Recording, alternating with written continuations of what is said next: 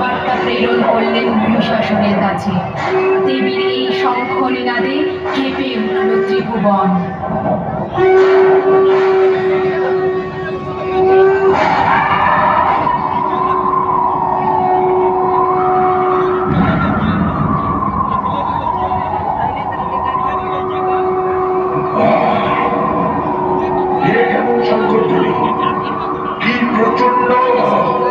সেনাপতি চিক্কু, সেনাপতি চাকর, একজন সেনা সমুদ্রে যাও, দেখে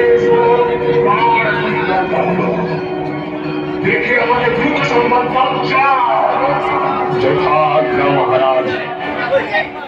মহিষাসুরের দুই সেনাপতি শঙ্খধ্বনি অনুসরণ করে গেল রণক্ষেত্রে, কিন্তু শূন্য প্রান্তর দিকে তারা বিস্মিত হল। মহিষাসুরের সেনাপতিদ্বয় আগত। কে তুই? আত্মগোপন করে লাভ নেই, প্রকাশে আয়। তোদের মতো মূর্খের কি বা সামর্থ্য আমার স্থিতি অনুধাবন করার? অহংকার ও দম্ভে আচ্ছন্ন চোখে আমাকে দেখা সম্ভব নয়, কিন্তু জ্ঞান চক্ষু উন্মোচিত করলে দেখবি প্রতিটি অনুপরমাণুতে আমি প্রকাশমান। তবে আমাকে দর্শন করার সৌভাগ্য তোদের দিলাম আজ। দেবীর অপূর্ব রূপ দেখে চিক্কুর বলে, কে তুমি সুন্দরী? কি তোমার উদ্দেশ্য? একাকে নিয়ে রণক্ষেত্রে এমন শঙ্খবাদন করছো কেন? এই শঙ্খধ্বনি তোদের বিনাশের সংকেত মাত্র। কোথায় তোদের মহারাজ? তোদের প্রভুকে গিয়ে বলে দে তার কাল তার জন্য প্রতীক্ষমান। যা। ত্রিলোক জয়ী মহিষাসুরের কাল হবে তোমার মতন এক কোমলাঙ্গী নারী। প্রলাপে সময় ব্যর্থ করো না। তোমার মতো সুন্দরী স্থান এই রণক্ষেত্রে নয়, তোমার প্রকৃত স্থান হওয়া উচিত আমাদের মহারাজের প্রাসাদে। চলো, আমাদের সাথে চলো। তোরা আমাকে আমার স্থান বুঝাবি? ওরে নির্বোধ, জগতে সর্বত্রই আমার বাস। আমি নিরাকার রূপে সমগ্র জগতে বিস্তীর্ণ। নিতান্তই তোদের প্রভুর পাপ সাম্রাজ্য ধ্বংস করার জন্য কায়া ধারণ করেছি। সামান্য একজন নারী তুমি, কিসের এত হুঙ্কার তোমার? তোমাকে পরাজিত করার জন্য মহারাজের যুদ্ধে আসার প্রয়োজন নেই, আমরাই যথেষ্ট। সামর্থ্য থাকে তো সম্মুখ সমরে আবির্ভূত হও। যে নারীকে তুই সামান্য বলে গণ্য করছিস, জগতের সকল শক্তির বিচ্ছুরণ তারই অনন্ত শক্তির ক্ষুদ্র প্রকাশ কণা মাত্র। তোদেরও বিনাশ ঘটবে আমারে হস্তে। এই নারী, তোমার এত বড় দুঃসাহস! সশস্ত্র চিক্কু এবার দেবীর দিকে নিক্ষেপ করল মহাশক্তিশালী বাণ। দেবীও তার নিজ আয়ুধে তার ছেদন করলেন। দেখে অতীব ক্রুদ্ধ হয়ে সে ধেয়ে এলো পরমেশ্বরের দিকে। খড়গ দিয়ে দেবীকে আঘাত করতে সেই খড়গ চূর্ণ বিচূর্ণ হয়ে গেল। দেবী দুর্গা চিক্কুকে ত্রিশূল দেওয়া করলেন। এই দেখে হস্তিপীঠ দেবীর দিকে অগ্রসর হলো চামর, কিন্তু দেবীর সমীপে আসার আগেই দেবীর বাহু সিংহ তাকে আক্রমণ করল ও তার মুন্ড ছেদ করল।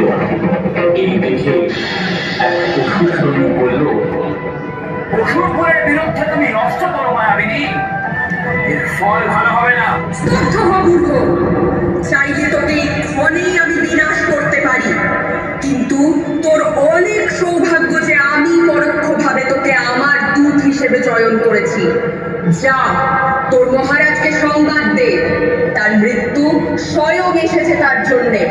যা। সমস্ত অসুর বাহিনী নিয়ে রণক্ষেত্রে অবতীর্ণ হলো এবার স্বয়ং মহিষাসুর।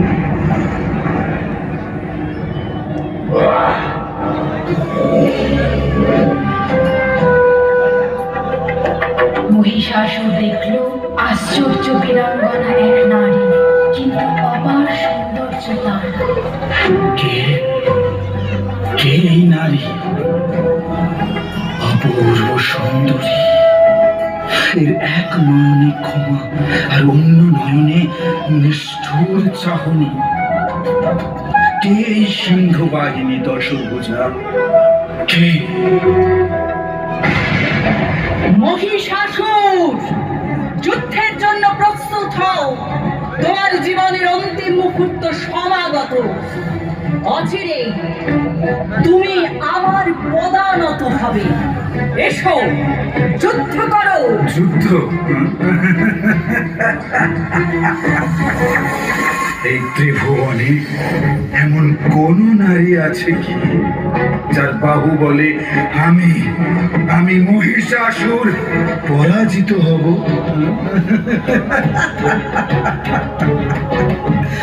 নারী শুধু ছলনা আর শয্যা সঙ্গী ছাড়া আর কিচ্ছু না। নারী যুদ্ধ করবে আমার সাথে, মহিষাসুরের সাথে। না না, সুন্দরী, তুমি সুতমুখী, মোহিনী, সর্বাঙ্গ সুন্দরী নারী। আমি বীর শ্রেষ্ঠ মহিষাসুর, সমগ্র ত্রিভুবন যার পদানত। আমার উপযুক্ত ভার্যা কেবলমাত্র তুমি হতে পারো। এসো এসো, আমার কণ্ঠে বরমাল্য প্রদান করো। মূর্খ অসুর, তুমি কামনা করো আমাকে। এই বিশ্ব ব্রহ্মাণ্ডের মাতা আমি। তোমার এত বড় স্পর্ধা, তুমি আমায় কামনা করো। এই কামনাই তোমার মৃত্যুর কারণ হবে। সময় উপস্থিত, যুদ্ধে অবতীর্ণ হও।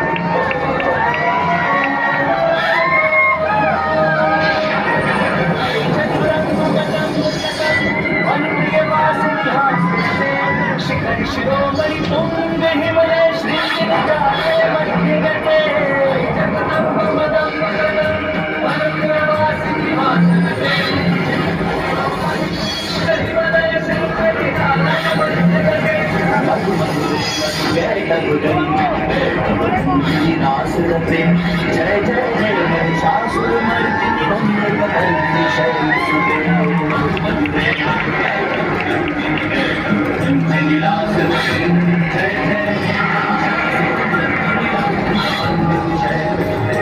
जय जय हे महिषासुरमर्दिनी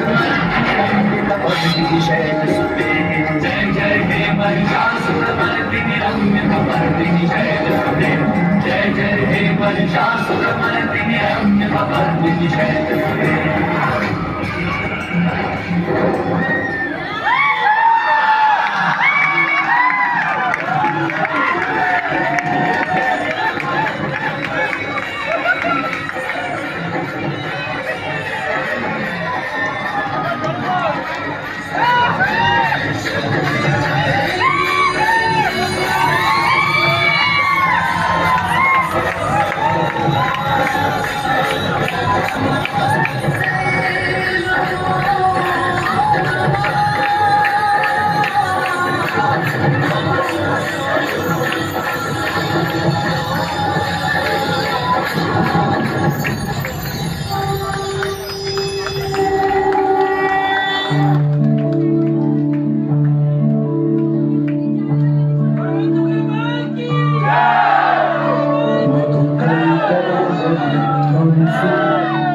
वेधात्री वरदे नमः रूपं देहि जयं देहि यशो देहि दिशो जहि महिषासुरनिर्नाशि भक्तानां सुखदे नमः रूपं देहि जयं देहि यशो देहि दिशो जहि धूम्रनेत्र वधे देवी धर्म कामर्थदायिनी रूपं देहि जयं देहि यशो देहि दिशो जहि रक्तबीज वधे देवी चण्डमुण्ड विनाशिनी रूपं देहि जयं देहि यशो देहि दिशो जहि निशुम्भ शुम्भ निर्नाशि त्रैलो